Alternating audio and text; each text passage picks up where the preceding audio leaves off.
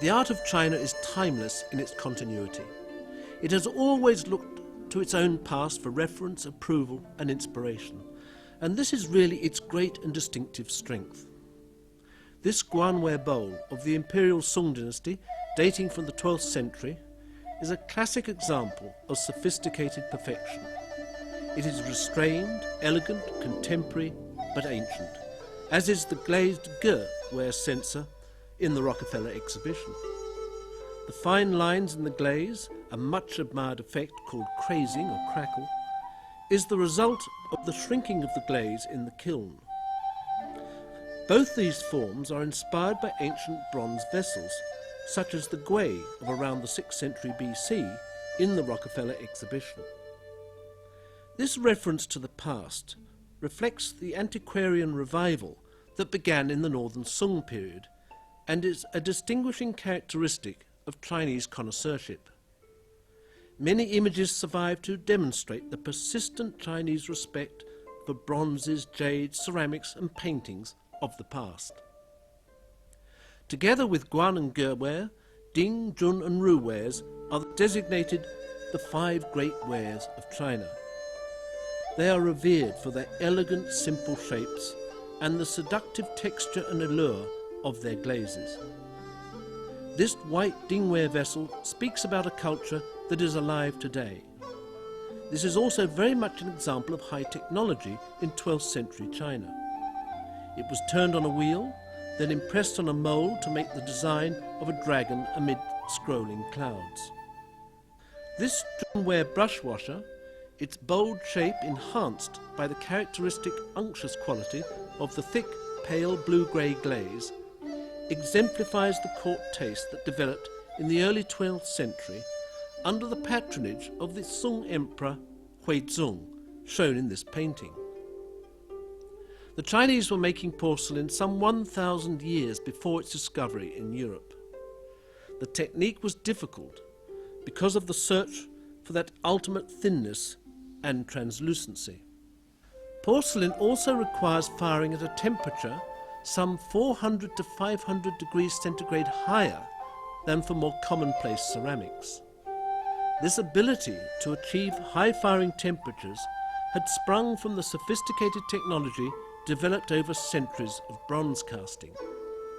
This is Jingdezhen in Jiangxi province, which ever since the 13th century has been the home of porcelain in China.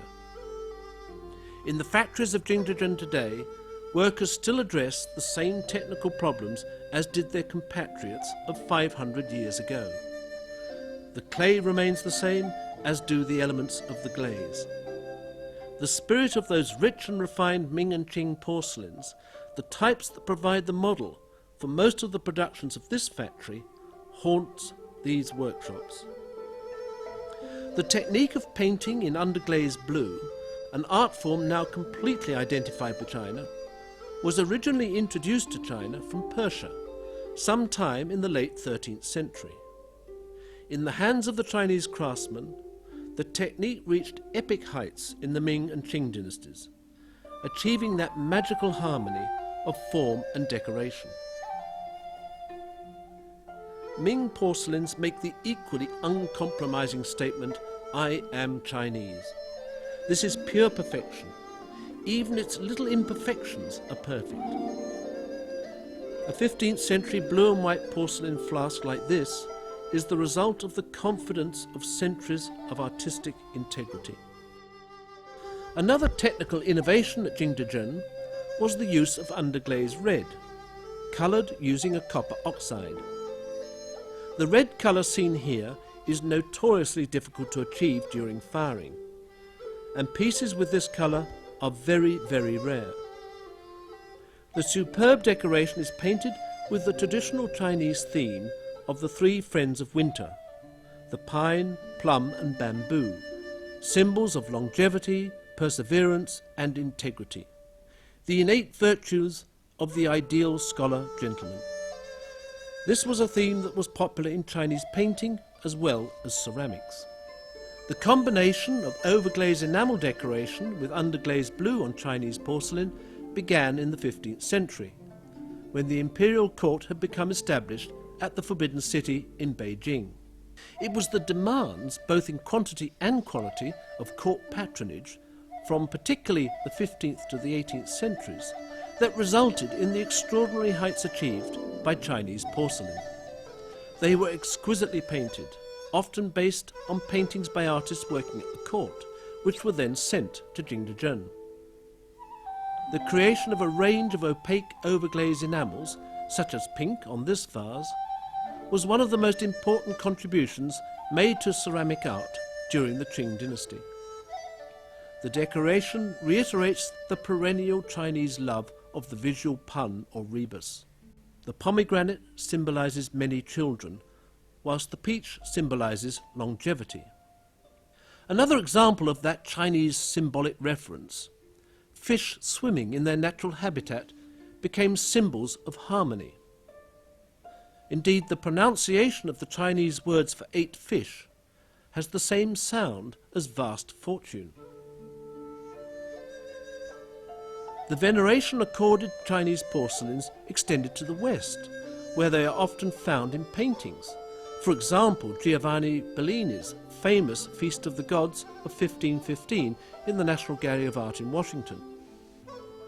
The Rockefellers' collecting can be seen as an extension of a long Western tradition of collecting Chinese porcelains. John Rockefeller Jr., the father of John D. III, was a keen collector of Qing porcelains, and the summer home in Maine contained many Asian objects.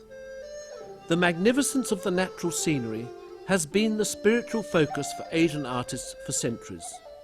It was the transcendent glory of such mist-filled valleys that artists sought to capture in their paintings, realized in their medium of ink on paper. So powerful was this medium of expression that it had a profound influence in Japan, where Chinese ink-style paintings became the style of the Kano school of artists. Such paintings contain the hallmarks of Chinese paintings, like pavilions of reclusive scholar connoisseurs admiring paintings and antiquities. This screen depicts the 4 seasons, moving from spring on the right to winter on the left. The scholar riding a donkey and accompanied by the walking attendant could be a reference to any number of themes about reclusive scholar gentlemen. If Chinese scholars were unable to go out to nature, they brought it to them in the form of beautiful gardens, one of the many aspects of Chinese culture which was again transmitted to Japan. The Japanese did not create their own porcelain until the 17th century, when they created the magnificent Kakiemon ware, esteemed for the whiteness of its body and the sparseness of its design. A debt to China is evident in the fantastic rock, most likely a reference to the famous Taihu rocks found in Chinese gardens and often shown in Chinese art. The native Japanese aesthetic inclined towards stonewares rather than porcelains, as exemplified in many wares produced for the Japanese tea ceremony, such as the robust and earthy aribi ware tray which is in the exhibition. While tea drinking came to Japan from China, the Japanese developed it into a highly refined ceremony that embraced aesthetic concerns as well as Zen philosophy. Important in the ceremony was the mixture of textures, materials and shapes of the various utensils used. Chinese porcelains and bronzes are juxtaposed with Japanese stonewares, lacquers and natural materials. Also of great significance in the tea ceremony is the jar used to store tea leaves. In this masterpiece, Kyoto master Ninsei has refined a well-known form of storage jar and decorated it brilliantly with 7 crows, reiterating the constant and enduring Japanese affinity with nature.